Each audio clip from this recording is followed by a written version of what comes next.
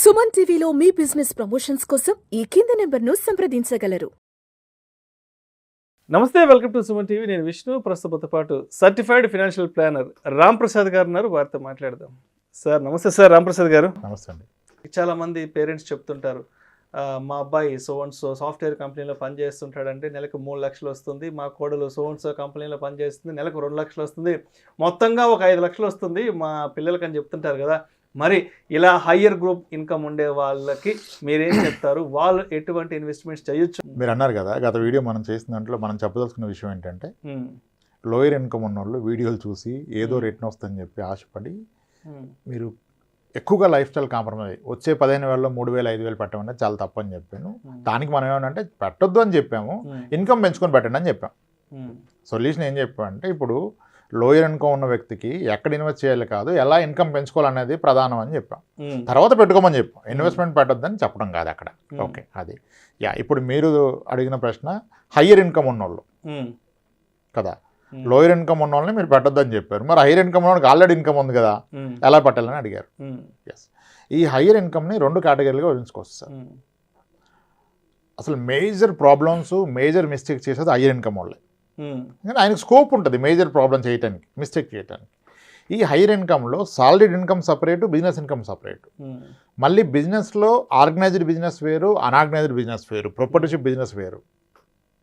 ఇక్కడ ప్రాబ్లం వల్ల major issues will come for the people in to the business, that unorganised సెక్టార్లో ఉంటారు, ప్రొపర్టర్షిప్ ఉంటారు, ఆయన పైన ఎవరు ఉండరు ఆయన క్వశ్చన్ చేయడానికి. దే టెన్ టు మేక్ అతిపెద్ద మిస్టేక్ చేస్తారు. చాలామంది నేను కలవటం జరిగింది, అంటే వాళ్ళు వచ్చి నన్ను కలవటం జరిగింది. మనం ఎవరిది డిస్క్లోజ్ చేయడం అదొక పెద్ద ప్రాబ్లం. బట్ స్టిల్ ఓకే, ఎందుకు ప్రాబ్లం వస్తుందంటే, ఇప్పుడు ఇంటర్మీడియట్ కూడా చదవకుండా నెలకి 9 లక్షలు 6 లక్షలు తీసుకోవాలి చాలామంది కలిసాను నేను బిజినెస్లో. అంటే అంత కష్టపడతారు, అంత ఇన్నోటివ్గా చేస్తారు, కష్టపడతారు. కానీ ఎంత బాగా చేస్తారో అంత బాగా కొలాప్స్ కూడా అయిపోయారు వాళ్ళు. ఎస్, ఇప్పుడు అదే higher income 3 lakhs 2 lakhs 4 lakhs sales force, Oracle, what ever వీటిలో ఉన్న వాళ్ళకి, మైక్రోసాఫ్ట్, యాపిల్ వీటిలో ఉన్న వాళ్ళకి ఆ ఇన్కమ్ వచ్చినప్పుడు వాళ్ళు ఇండిసిప్లిన్ అయినా పెద్దగా ప్రాబ్లం రాదు లైఫ్లో. ఎందుకంటే ఇప్పుడు ఒక ఎంప్లాయీ 3 lakhs 2 lakhs డ్రా చేస్తే ఆయన ఈపీఎఫ్లో వెళ్ళిపోద్ది మంత్లో ఒక 40,000. అది సేఫ్టీ కదా. ఈయన ఎంత ఇండిసిప్లిన్డ్ అయినా డిసిప్లిన్డ్గా ఒక ఈపీఎఫ్ ఎంప్లాయీ ప్రొవిడెంట్ ఫండ్ వెళ్ళిపోతుంది, కంపెనీ షేర్స్ ఈ షాప్స్ ఉంటే అవి వెళ్ళిపోతాయి. అండ్ ఇతని శాలరీకి 20 times వాళ్ళకి ఇన్సూరెన్స్ కవర్ ఇస్తారు. ఈయనకి ఇన్సూరెన్స్ లేకపోయినా మేజర్ కంపెనీస్ అన్నీ వాళ్ళు మీ యాన్యువల్ సిటీస్కి సమ్ టైమ్స్ అని ఇస్తారు. ఓకే, మంత్లీ శాలరీకి 25 times అట్లా అని చెప్పి ఏదో ఒక లైఫ్ ఇన్సూరెన్స్ కవర్ ఉంటుంది. బై డిఫాల్ట్ ఫ్యామిలీ మొత్తానికి హెల్త్ ఇన్సూరెన్స్ కవర్ ఉంటుంది. మళ్ళీ కంపెనీ పాలసీ ఇస్తే ఏదున్నా కవర్ అయిపోద్ది. డే 1 నుంచి పేరెంట్స్ కవర్ వచ్చింది అనుకోండి, ఈరోజు జాయిన్ అయ్యాడు, ఫాదర్కి ఈరోజు ఓపెన్ హార్ట్ సర్జరీ కూడా కవర్ అయిపోద్ది. బయట పాలసీ తీసుకుంటే పెద్ద గోల ఇక్కడ వస్తాయి కదా. కాబట్టి వాళ్ళు చాలా వరకు సేఫ్. ఇన్వెస్ట్మెంట్ చేయకపోయినా దుబారా ఖర్చులు పెట్టినా వాళ్ళకి back end by default organisation design చేస్తుంది. బేసిక్ సేఫ్టీ కొరకు మీ మ్యాండేటరీ ఈపీఎఫ్ కట్ అవుతుంది, స్టాక్స్ అసైన్ అవుతాయి, health insurance for the entire family ఉంటుంది, మీకంటూ ఒక లైఫ్ ఇన్సూరెన్స్ కవర్ ఉంటుంది. So that's way they are safe. So indiscipline నడిచిపోద్ది. ఈ ప్రాబ్లం వల్ల ఎవరికి వస్తుందంటే, ఈ హయ్యర్ ఇన్కమ్ సంపాదిస్తున్నారు బిజినెస్ ద్వారా, అంత ఆర్గనైజ్ సెక్టార్ కాదు, అన్ఆర్గనైజ్ సెక్టారు, ఈయన ప్రొపర్టర్షిప్ కంపెనీ, ఈయన కింగ్, ఈయన head, they ten to make more mistakes. వీళ్ళకి ఎక్కువ యాక్సెస్ ఉండదు, అందరితో మాట్లాడలేరు, అందరికీ చెప్పలేరు వస్తున్న ఇన్కమ్ని కూడా. అప్పుడు వీళ్ళకి ఏంటంటే బియాండ్ పాయింట్ ధైర్యం పెరిగిపోద్ది. నాకేంటి ఎడి తిరిగి నెలకు 6 లక్షలు మిగులుతాయి, అంత బాగా 7 లక్షలు మిగులుతుంది అని చెప్పేసి తప్పులు చేస్తారు. ఇప్పుడు ఫస్ట్ కలిసినప్పుడు ఒక అతనిది monthly income post all expenses 9 lakhs అండి. ఆయన ఎడ్యుకేషన్ క్వాలిఫికేషన్ 10th లేదు. ఓకే, 10th క్లాస్ కూడా లేదు. ఒక మంచి బిజినెస్ కాన్సెప్ట్, 2 షాప్స్ బాగా చేస్తారు, అద్భుతం. ఆయన ఒక రిఫరెన్స్ ద్వారా వచ్చారు, మనం ఫైనాన్షియల్ ప్లానింగ్ చేసాము. సో పిల్లలు చిన్న వయసు, ఎక్కువ మంది పిల్లలు ఉన్నారు, ఏదో చెప్పాం. అప్పుడు టర్మ్ ఇన్సూరెన్స్ ఇద్దామని చూస్తే 10th లేదన్న విషయం అప్పుడు తెలిసింది మనకి. పెద్ద రియలైజేషన్. గ్రేట్, సరే సార్ ఇంకా మీరు చేయగలిగింది ఏం లేదు, ఎక్సలెంట్, పర్ఫెక్ట్, గ్రో అవుతున్నారు, డిసిప్లిన్గా ఉంటాడు, పద్ధతిగా ఉంటాడు, అంతా ఎక్సలెంట్ సార్, మీకు ప్రాబ్లమే లేదు. అసలు ఇన్వెస్ట్మెంట్స్ ఏం నడుస్తున్నాయంటే, నేను ఇన్సూరెన్స్ పాలసీలు కడతా సార్, మంత్లీ ఒక 2 lakhs కడతా అన్నాడు. గ్రేట్ సార్, మంచి పని, మంచి పని. ఒక బిజినెస్ పర్సన్ ఏదో ఒకటి కమిట్మెంట్ పెట్టుకోవడం మంచి పని. గుడ్ సార్, మంచి పని అన్నాను. సరే అలానే మీరు ఎలాగో ఆల్రెడీ ఇన్సూరెన్స్ పడుతున్నాయి కదా, మ్యూచువల్ ఫండ్స్లో కూడా పెట్టుకోండి. 1,00,000 2,00,000 వరకును, అంటే హైర్ ఇన్కమ్ ఉంది కదా, అంటే అవి సేఫ్ కాదు కదా, వార్ వస్తే పడిపోద్ది అది ఇది అన్నారు. సరే మీరు కొంచెం బట్టి ఎక్స్పీరియన్స్ ఉంది, ఇప్పుడు ఆయన ఎడ్యుకేట్ చేయలేము మనం. ఎంత పెడతారో అంత పెట్టుకోండి, ఒక 3 years తర్వాత రివ్యూ చేసుకుని దాన్ని బట్టి మీకు వచ్చిన కాన్ఫిడెన్స్ బట్టి పెంచుకోండి అని చెప్తే, సరే అండి మనం ఒక 30,000 మొదలు పెడదామని 30,000 మొదలు పెట్టాడు. ఓకే, ఎప్పుడు ఇది ప్రీ కోవిడ్, లాంగ్ బ్యాక్. తర్వాత ఒక 4 years తర్వాత 4-5 years తర్వాత చాలా బాగా పెరిగిందండి. అసలు అప్పుడే పెడితే మనకి మీరు అన్నట్టు 2 లక్షలు పెడితే 6 రెట్లు పెరిగేది కదా, ఇదే మనకి ఇంత అయిపోయింది అని. అవునండి పెరుగుతుంది, మీరు అప్పుడేం లేదా. మరి ఇప్పుడు పెన్షన్ అంటే అస్సలు పరిస్థితి బాగాలేదు సార్, బాగా లాస్ అయిపోయింది బిజినెస్లో, నేను ఇది కాకుండా మ్యానుఫ్యాక్చరింగ్ సైడ్ వెళ్ళాను సార్, అక్కడ చాలా మనీ లాస్ అయిపోయాను. ఈరోజు చెక్ బౌన్స్ కేసుల్లో తిరుగుతున్నాను సార్. ఎక్కడి నుంచి ఎక్కడికి వచ్చారు సార్, ఎక్కడి నుంచి ఎక్కడికి వచ్చారు? నెలకి 2 లక్షలు 3 లక్షలు ఇన్సూరెన్స్ లో పెట్టే దగ్గర నుంచి దగ్గర సంవత్సరానికి 25 లక్షలు ఇన్సూరెన్స్ కట్టే పర్సన్. ఎస్, ఈరోజు చెక్ బౌన్స్ కేసులో తిరుగుతున్నాను సార్, ఈ మనీ నాకు కావాలి, నేను అది మర్చిపోయాను, ఈరోజు గుర్తొచ్చింది, తీసుకోవచ్చు అంట కదా అంటే తీసుకోవచ్చు. మరి ఎక్కడికి వచ్చాడు ఈ వ్యక్తి, ఎక్కడ ఇన్కమ్ అంటే హైయర్ ఇన్కమ్ వచ్చేవాళ్ళు they tend to make bigger mistakes. అంటే బిజినెస్ ఉన్న వాళ్ళకి ఒక ధైర్యం ఏంటంటే ఎక్కడ పెట్టిన రాదు కదా, నా బిజినెస్లో ఎక్కువ వస్తుంది, నా బిజినెస్లో ఇంకా ఎలా చేద్దాం అని చెప్పి అగ్రెసివ్ స్టెప్ తీసుకుంటారు. ఒకటి తేడా కొడితే అయిపోతుంది.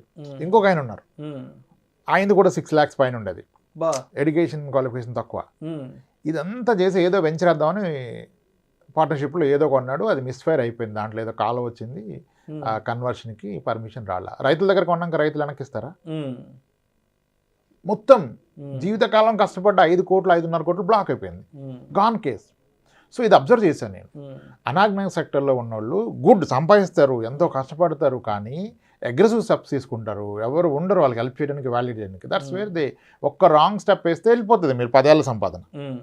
ఆ ధైర్యం కాన్ఫిడెన్స్ అలా ఉంటుంది కదా, పైకి చూపించరు, బట్ ఆయనకి ఉంటుంది ఒక కాన్ఫిడెన్స్, వీళ్ళంతా ఎంత కష్టపడేడికి 30,000 రాదు, 60,000 రాదు, 1,00,000 దానికే ఇంత అని చెప్పేసి వీళ్ళు ఎవరితో చెప్పలేరు అంత మనీ వస్తుందని, అటువంటి రాంగ్ స్టెప్ తీసుకుంటారు.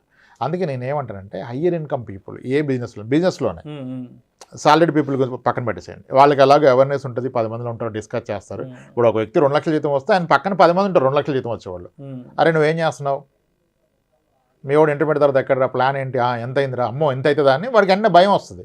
వీడికి పక్కన ఎవడు ఉంటాడు కదా బిజినెస్ వాడికి, వీడి కింద పనిచేయడానికి 20-30 ఇస్తాడు, వీడికి వస్తుంది కదా, అక్కడ మిస్టేక్ అవుద్ది. అందుకే నేను ఏమంటే హైయర్ ఇన్కమ్ వాళ్ళు బిజినెస్లో ఉన్నోళ్ళు చాలా కాషియస్గా ఉండాలి, జాగ్రత్తగా ఉండాలి, అర్థం చేసుకోవాలి. డబ్బులు ఎప్పటికప్పుడు మీ ఇన్కమ్లో ఎంతో కొంత తీసి పక్కన పెట్టుకోవాలి, దేంట్లోనే ఇన్వెస్ట్ చేయండి. బట్ ఇన్వెస్ట్ ఒక ఎంప్లాయ్కి ఎలా ఈపీఎఫ్ కట్ అవుతుంది బేసిక్లో 12%, ఎంప్లాయ్కి ఎలా స్టాక్స్ వస్తున్నాయి, ఎంప్లాయ్కి ఎలా లైఫ్ ఇన్సూరెన్స్ ఉంది, ఎంప్లాయ్కి ఎలా హెల్త్ ఇన్సూరెన్స్ ఉంది. మీరు ఎంప్లాయ్ కాకపోయినా అలా మీకు మీరు క్రియేట్ చేసుకోవాలి.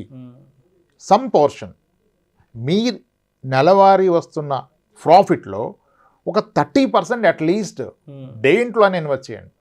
ఆర్డీ అయినా చేయండి మీ వైఫ్ పేరు మీద, మ్యూచువల్ ఫండ్ పెడితే ఉత్తమం, లేదు ఏదో ఒకటి, కానీ యూ టేక్అవుట్ సమ్ మనీ. ఇక్కడ అందరు బిలీవ్ చేసేది ఏంటంటే ఎక్కడ పెట్టినా ఎంత వస్తుంది సార్, 10% 15, నా వ్యాపారంలో నాకు 30 వస్తాయి సార్, మంత్లీ 10 కొడతా సార్, ఇయర్లీ డబుల్ అయిపోతుంది సార్ అంటాడు. అది నిజమే, కానీ అది మొత్తం ఒక దగ్గర అయిపోవట్లా.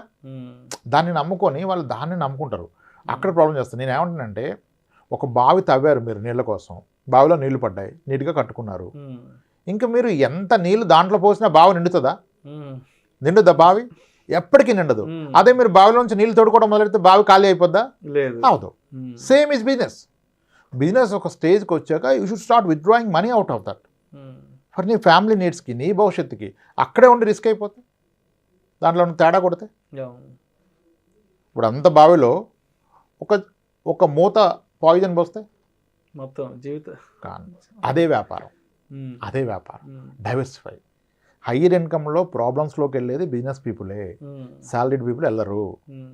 వాడు ఎంత ఇండిసిప్లిన్డ్ అయినా ఏమున్నా ఆయనకన్ను కొన్ని ప్రొటెక్షన్స్ ఉంటాయి, అండ్ చుట్టూరు పీపుల్ ఉంటారు to compare. Yes, higher income పీపుల్కి ప్రాబ్లం. హయ్యర్ ఇన్కమ్ ఉన్నోళ్ళు, బిజినెస్లో ఉన్నోళ్ళు ఖచ్చితంగా ఇన్వెస్ట్మెంట్ చేయాలి. వాళ్ళకి వచ్చే ఇన్కమ్లో అట్లీస్ట్ 30% షుడ్ గో సమ్వేర్, ఎక్కడికైనా వెళ్ళి. మీ దగ్గర ఉండదు, అసలు మీ పేరు మీద కూడా ఉండదు, మీ పార్ట్నర్ పేరు మీద, మీ పిల్ల పేరు మీద చేసేయండి, ఏదో ఒకటి చేసేయండి, ఏ ప్రోడక్ట్ అయినా పర్లేదు, but you should take out money. Yes adequate insurance తీసుకోరు, నమ్మరు ఇన్సూరెన్స్ని. క్లెయిమే రాదంట సార్ అని. ముందు తీసుకుంటే కదా వస్తుందో రాదో, ముందు నువ్వు తీసుకోకుండా క్లెయిమే రాదంటే ఎలా? చెప్పోళ్ళు చెప్తారు ఎన్ని క్లెయిమ్స్ అవుతాయి, లక్షల క్లెయిమ్స్ అవుతుంది. ఒక్కొక్క కంపెనీ ఎన్ని వందల కోట్లు ఇన్సూరెన్స్ క్లెయిమ్ చేస్తుంది, హెల్త్ ఇన్సూరెన్స్లు కానీ. రాదంటే ఎలా? నువ్వు తీసుకుంటే కదా వచ్చేది, రాదు. నువ్వు తీసుకుంటే ఎలాగో రాదు. Yes, problem is unorganised sector, alone business చేస్తారు, ఎవరు ఉండరు గైడెన్స్కి, వాళ్ళకి ప్రాబ్లం. దే షుడ్ డిసిప్లిన్డ్గా రిలీజియస్గా పెట్టాల్సిందే ఇన్వెస్ట్మెంట్. మీ బిజినెస్ గొప్పదని మొత్తం అక్కడ పెట్టదు కదా, దాని నుంచి ఎంతో కొంత తీసి పెట్టుకోండి. లేకపోతే అందరూ ఎంత బాగా లెగుస్తారో అలా పడిపోతారు సార్ ఒక్కసారి, తర్వాత ఇంకెవ్వరూ రారు మీ చుట్టూ.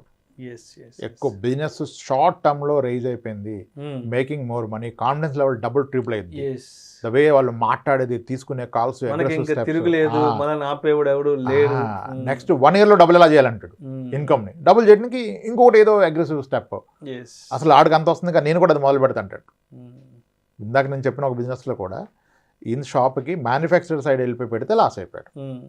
Yes, so higher income people has to be more cautious. Lower ఇన్కమ్లో పోగొట్టుకోవడానికి ఏముంటుంది? 20,000 జాబ్ ఉన్నట్టు పోతే ఏముంటుంది, 20,000 జాబ్ ఎక్కడైనా వస్తాయి, 10 వస్తాయి, వచ్చిందే సరిపోతుంది. ఇక్కడ పోగొట్టుకోవడానికి ఏముండదు, ఏం లేదు, ఇంకా అమౌంట్ లేదు కదా. హయ్యర్ ఇన్కమ్ వాళ్ళు ఎంతైనా పోగొట్టుకోవచ్చు, మొత్తం జీవితం పోగొట్టుకుంటాడు. ఇంకా మళ్ళీ అది పాసిబుల్ కాదు ఒకసారి పోగొట్టుకుంటూ రావడం. చిన్నది ఉద్యోగం ఉన్నోడికి పోతే వస్తుంది ఉద్యోగం, ఎక్కువ ఇన్కమ్ ఉన్నోడికి పోతే ఎలా వస్తుంది? రాదు. కాబట్టి హయ్యర్ ఇన్కమ్ పీపుల్ చాలా జాగ్రత్త పడాలి వాళ్ళ డబ్బుతో. లోయర్ కూడా జాగ్రత్త పడకపోయినా పర్లా. Thank you so much Ramprasad గారు. థ్యాంక్స్. లోయర్ ఇన్కమ్ గ్రూప్ ఉన్న వాళ్ళు ఏం చెయ్యొచ్చు, ఏం చెయ్యకూడదు, హయ్యర్ ఇన్కమ్ గ్రూప్ ఉండే వాళ్ళు ఏం చెయ్యొచ్చు, ఏం చెయ్యకూడదు ఇన్వెస్ట్మెంట్స్ విషయంలో అనే అంశం గురించి చాలా డీటెయిల్డ్గా, చాలా క్రిస్టల్ క్లియర్గా మీ అనాలిసిస్ తెలియజేశారు. Thank you so much sir. Right అండి విష్ణు గారు.